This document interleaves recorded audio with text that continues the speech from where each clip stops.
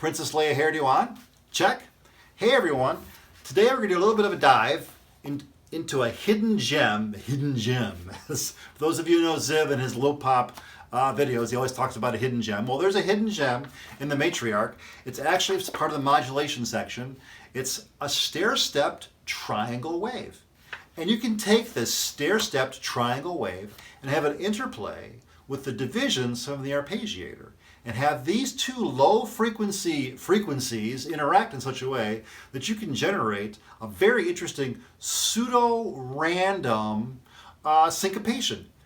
I'm going to utilize this pseudo-random syncopation. I'm going to show you how I do it, and then I'm going to actually dump this pseudo-random syncopation into the Korg MS-20 and utilize the Korg MS-20's legendary high-pass and low-pass filters to accentuate this pseudo-random syncopation.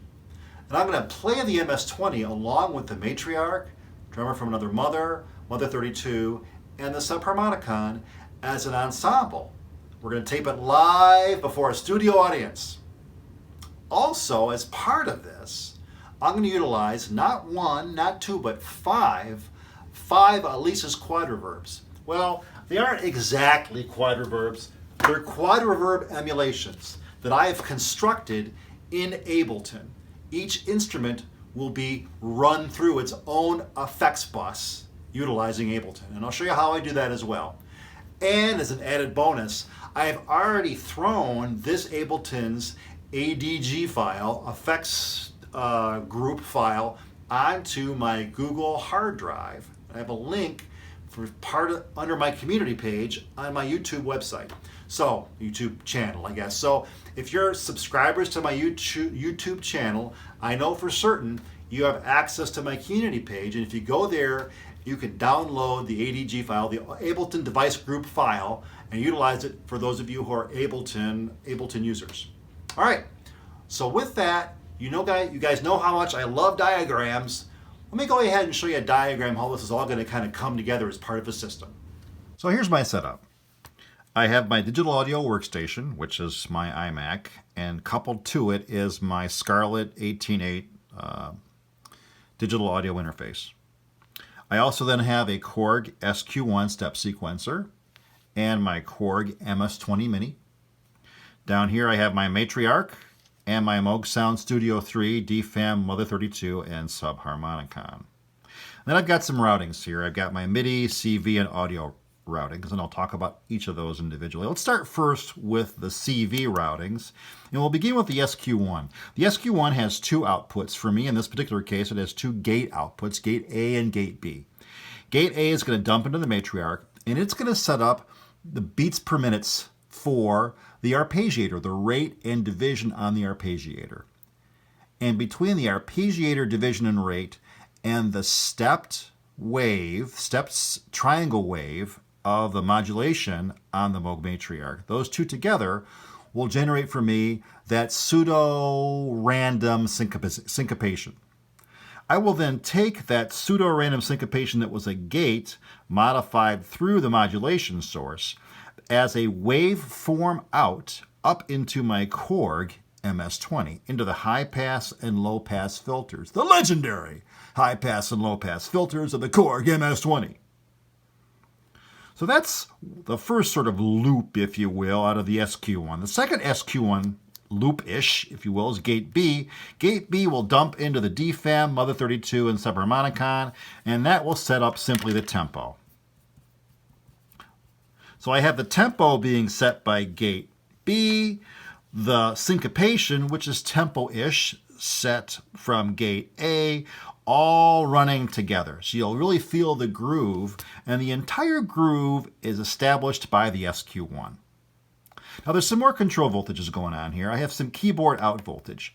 The keyboard out voltage from the matriarch is going to dump into the Mother 32 and the subharmonicon. So I hit a key on the matriarch, I get the right note out of the Mother 32 and the right note or notes out of the subharmonicon. You'll note that I do not have a control voltage from the matriarch directly into the MS-20. The matriarch and the Korg MS-20, Moog and Korg, have two different opinions on how to run control voltage. Matriarch and Moog run it at 1 volt per octave. It's 1 volt per octave if you're at the low end of the keyboard. And it's 1 volt per octave if you're at the high end of the keyboard. 1 volt per octave. When we look at a keyboard note to frequency on a matriarch or on any Moog instrument, let's just take A2 to A3. From A2 to A3, that would be 1 octave. That'd be 1 volt. From A3 to A4, right, from 220 to 440 hertz, that would be 1 volt. From 440 to 880 hertz, that's the frequency of the note A as we're going from A4 to A5. That's the frequency of the note. That is also 1 volt. Korg doesn't do that. All right, let's take a look at what Korg does. And we'll start down here at the C. Let's go from C2 to C3. From C2 to C3 on any Korg instrument, okay, it starts at 1 volt and goes up to 2 volts. All right, so that's 1 volt. That's 1 volt per octave. All right, so far so good. But what about from C3, switching hands, over to C4? At C3, we start at 2 volts. And at C4, we end up at 4 volts. So that was 2 volts for that octave. So the first octave was 1 volt. The second octave requires 2 volts. How about from C4 to C5? Starting at 4, well, heck, that takes an additional 4 volts, right? So the first octave is 1 volt. The second octave is twice that, 2 volts. The next octave is twice that, 4 volts. So it's completely different. And if you look at the scale here, let's go ahead and back and play with A again. From A2 to A3 is 110 to 220 hertz. All right, let's just call that one step of roughly 100. But the next step from A3 to A4, well, it's twice the frequency. It goes from 220 hertz to 440 hertz. That's twice the frequency. And then from A4 to A5, that's again from 440, it's twice the frequency. So in Moog land, it's 1 volt. In Korg land, that's, well, 1 volt, but takes twice the voltage to get to the next level, and twice the voltage again to get to the next level. It's nonlinear. So because of that, you cannot simply plug in a control keyboard voltage out of the matriarch into a Korg instrument. There are instances where you can, and I showed that way down low on the scale where it was, but it's still not right. When you listen to it, it's not evenly tempered. It's not going to work. Well, that's why we have MIDI. So I'm going to run my MIDI out of the keyboard matriarch into my DAW, out of my DAW into my MS-20. Yes, I could have gone directly from the matriarch to the MS-20 with my MIDI cable, but it's like, I've got my DAW running anyway, and it makes it really simple to make connections, so why not just use Ableton and my MIDI control that way? So that covers the MIDI. Now finally, the audio. Now we talked about my 5, and in the introduction we talked about 5 QuadraVerbs. 5 QuadraVerbs! Well, 1, 2, 3, 4, 5. Each one of these instruments has an audio out, and all 5 of those audio outs are individually going to go into my digital audio converter, and then from that into my DAW, and I will have 5 effects buses that I will have built to emulate the QuadraVerb. So when I hit a key on the matriarch, I have 5 effects buses individually working for each one of my instruments, and on top of that I have 4 oscillators, plus 2 oscillators, plus 2 more oscillators in the subharmonicon, plus another oscillator on the Mother 32. That's 1, 2, 3. What? That's 9 oscillators. So I have 9. Every time I hit one key on the matriarch, I will be running 9 oscillators through 5 effects buses. Whoop, whoop. All right, and we're going to do all of that live in front of a studio audience. All right, let's take our next step. So let's just do a quick flyby. There's the SQ1, and now let's follow gate A. Coming on down, coming on down. And if you look in the mirror in the back, can you see that in the back there, the mirror in the back? It's kind of hard to see it, but there it is, clock in. So clock in is the first gate A out, and that clock will run the ARP sequencer. Back up. Gate B coming on out, coming on out. Let's follow that. Coming around. And we dump into the mult on the mother 32, and that mult is going to be our tempo. All right, and then out of the modulation source, wave out, is that green line. We saw that earlier. It's going to zip on up into our high pass and low pass filter modulation. Now take a moment too, all right, and you can see the matriarch. Here's a quick picture of that so you can kind of see my routings and settings. And then over here, get a quick picture of that as well. A nice up-close picture of the Sound Studio 3. You can see the routings as well. I think I've done a pretty good job of making sure all of the chords are uniquely colored so you can follow what I did. The last bit here is the QuadraVerb, the effects bus I've been bragging about. I have 5 of them. Well, yeah, okay. So the QuadraVerb for me has always kind of been this classic effects processor, and I've never had one. I always kind of wanted one, but I realized, I have an Alesis QS6, and embedded in the Alesis QS6, while I can't get at it with an external instrument, I can certainly program the Alesis QS6 to do all kinds of effects bus work. And I've done that. And I realized looking at the manual, well, heck, I can do the same darn thing in Ableton. So I went and built my own effects rack in Ableton. Let me go ahead and open up an audio track here. I'm going to go ahead and pull in my Alesis QuadraVerb Emulation. And essentially it has all of the components that are part of the Alesis QuadraVerb that is embedded in my Alesis QS6. Delay and reverb and EQ and a bunch of other stuff, Leslie, and all kinds of great stuff in there, right? So now what I can do is I can actually take that when it's all been programmed in, and then I can actually route it to my MIDI pad. Let's go ahead and play a little bit with delay. Here I'm spinning the delay knob. See, the delay knob is spinning, and what I'm really doing is spinning a knob on my MIDI Plus smart pad. So I have programmed all of the controls of the emulated Alesis QS6 into my smart pad. So I can actually run all 5 QuadraVerbs. So then I went and go ahead and grab all of my instruments, my 5 instruments, dump them all into my Scarlett, and prepare myself then to actually modulate my Alesis QS6, QuadraVerbs, all 5 of them, whilst I'm playing live. After all, it is called Ableton Live, right? And there's a reason for it, is that you can actually use Ableton while you're live to do all kinds of stuff. And as I said earlier, if you want this device group, Ableton Device Group, ADG, I have saved it on my Google Docs. I've uploaded it to Google Docs.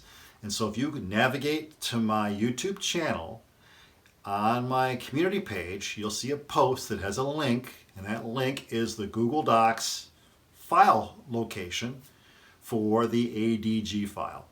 Go ahead and download it. I know it's always scary to download something from is it real? It is real. I mean, come on, it's coming through my YouTube channel. It's my Google Docs. It's an ADG file. You'll be fine. And then just go ahead and download it. Don't open you'll have to unzip it, but don't open it. Don't open it, because if you open it, all you'll see is just all of the code that's part of the structure of the file. What you want to do is grab that file once it's downloaded and toss it into Ableton, into the effects rack area or the effects area on any track, and it'll pop up and you'll have all of the ADG goodies. Then you can just take that and go ahead and save it into Ableton as an effect, and it'll be yours to use. So we've set the table. Routings, check. Alesis QuadraVerb effects, buses, all 5 of them, check. So at this point, let's have some fun.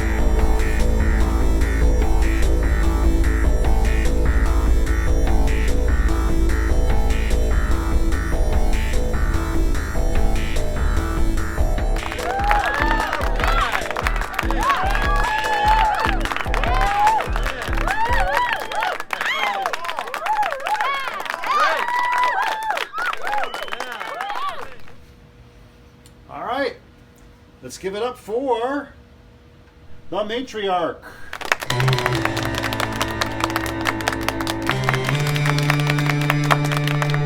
And next up, our MS-20.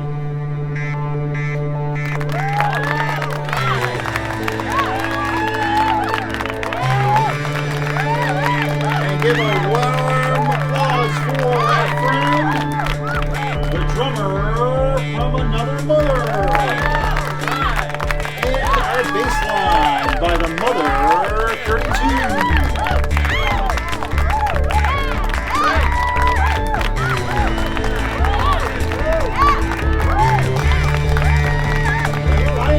Last but not least, it's a weird one.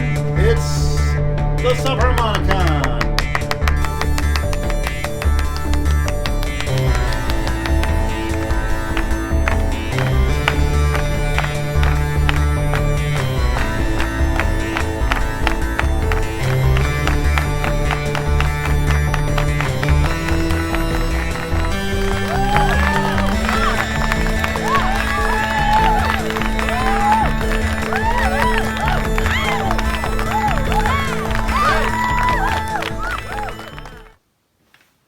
Oh, hey, we made it. Congratulations once again. I know, always longer than I'd like it to be. My students complain about how long my lectures are, and of course you guys, you can too. But everything I've given you here in this video is for you to use. Use it as you see fit. Plagiarism is the highest form of flattery, except at a public university, so don't try it there. And you guys know where to find me, HA''DLBAH at YouTube. I'll be your first hit. Any questions, comments, always, you all know I love to answer your questions. I do it for my students. I consider you guys my students. I call these lectures. I don't give you any homework. There's no test questions, so there's that. But I mean, I absolutely do consider you guys like my students. And as such, I'm always willing and happy to answer any questions you might have. All right, so at this point, that's it. And we'll talk to you later.